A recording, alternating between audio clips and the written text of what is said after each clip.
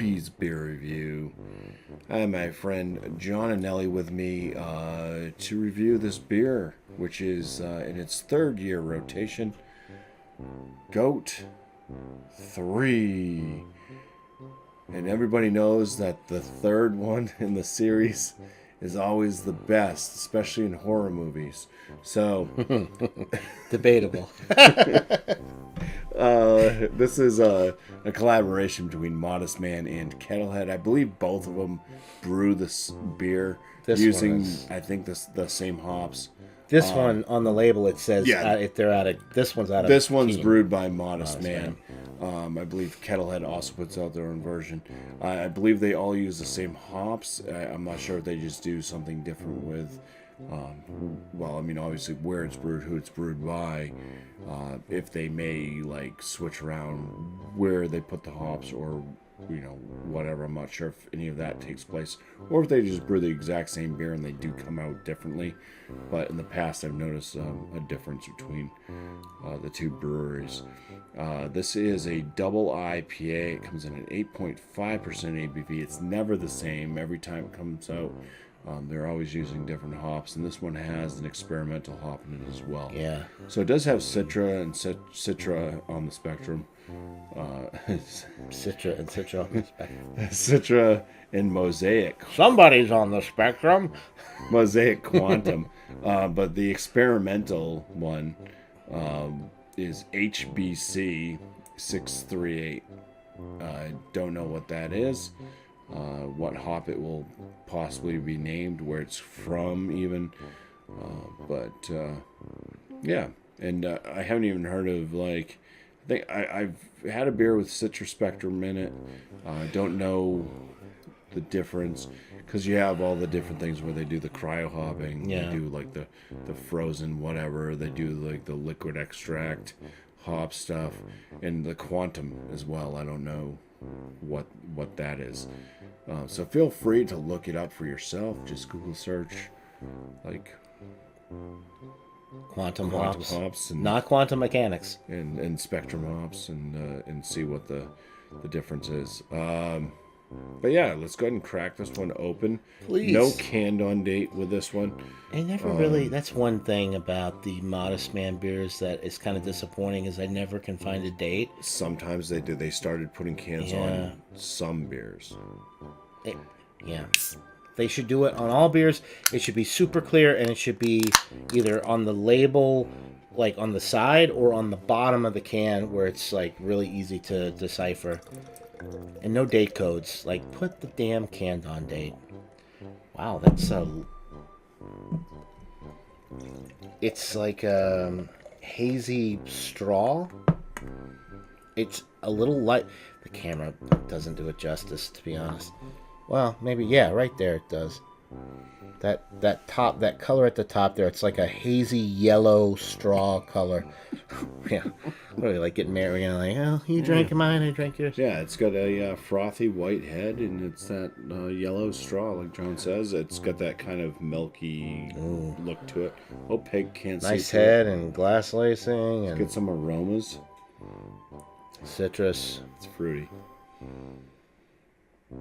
Kind of a floral note in there, and definitely, I wouldn't say like full-on West Coast pine, but like maybe a little dank in there. Yeah, I can see a little dank, like Pineapple Express. I get a little bit pineapple. Pineapple Express, I like that. Mostly citrus and floral. I'm getting floral. Yeah, I'd say floral. There's a little tea note. I just got tea. Yeah, I can see that. Like a green tea, kind of. Yeah. It smells really good. It smells good. It definitely doesn't smell like 8.5. It smells light. Very light on the nose. A little lime. A little hint of lime. Like lime pill, like the zest maybe? Like a little lime Like zest. a limeade, yeah. Yeah, I'm getting that too. Yeah, a little, it's light, but it's there. Yeah, it just, like, I took a sniff and I was like, oh, lime hit me. Lemon, lime zest, floral, and just very pineapple express dankness. Yeah, it smells good. It smells on the lighter side though. For an 8.5%, it smells very light, pleasant. I was kind of hoping for fruit tropical, like fruity pebbles.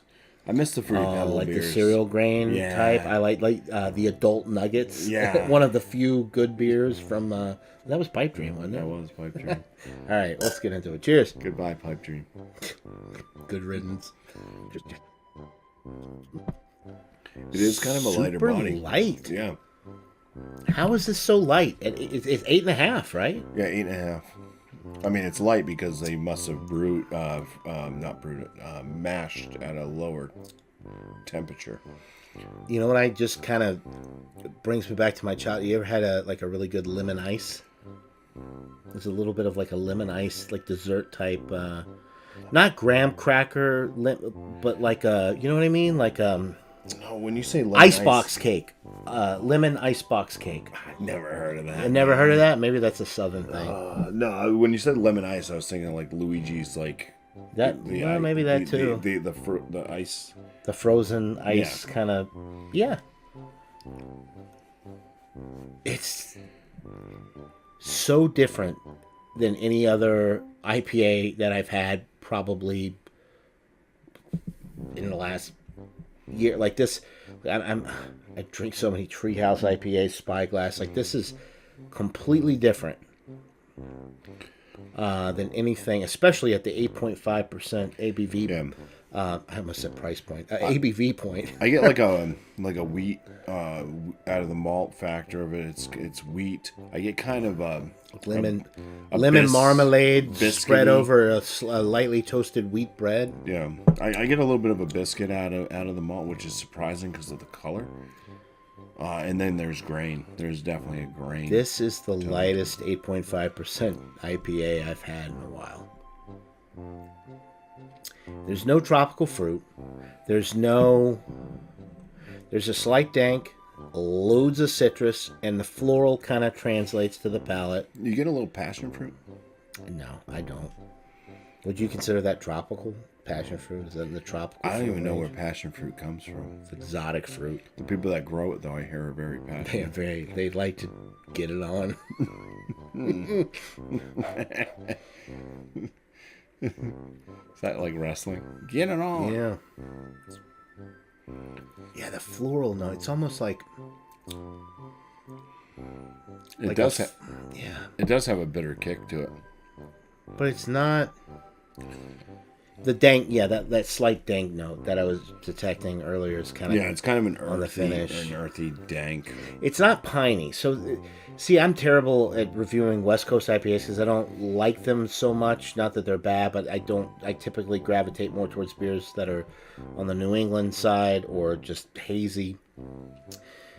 This one has a dankness to it. It's not piney resinous so much, but there is a dank element to it that on the finish it kind of Banana.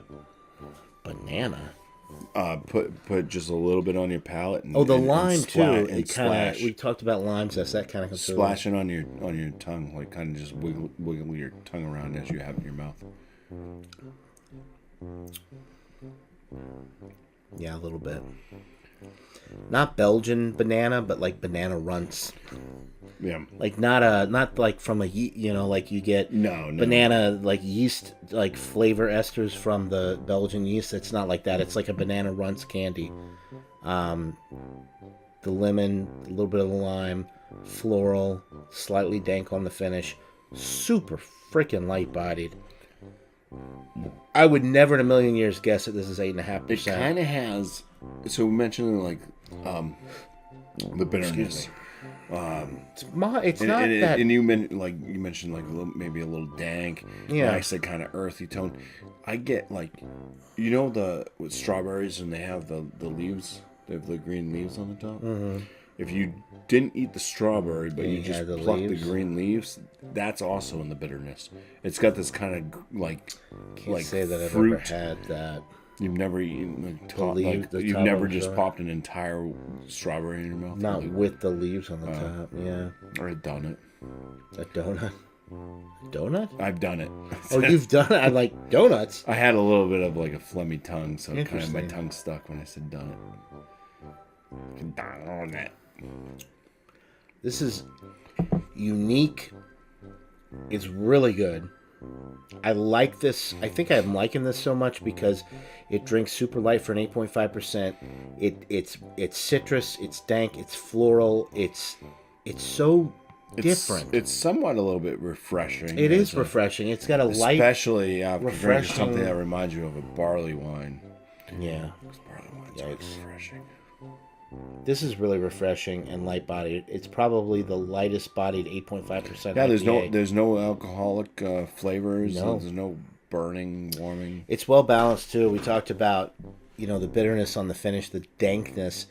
A lot of times when you get a dank beer, it's like not necessarily a palate wrecker, but a very bitter beer. This is dank, but it just kind of rounds out the finish. It's very citrus oriented, as we've already talked about, and I think the floral notes kind of make it unique as well. Really enjoyable. Really enjoyable.